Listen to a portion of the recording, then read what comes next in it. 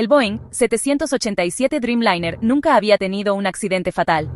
Pero las alertas estaban encendidas. ¿Por qué? La FAA ya había detectado problemas de calidad, espacios en el fuselaje, piezas de titanio mal fabricadas, incluso herramientas olvidadas dentro del avión. Increíble, ¿no? En 2019, un exgerente de calidad, John Barnett, denunció malas prácticas en la planta de Carolina del Sur. ¿Te imaginas cables mal puestos o desechos en tu vuelo?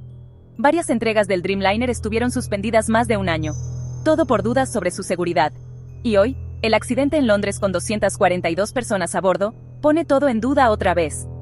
¿Fue un error humano, un problema de mantenimiento, o algo más?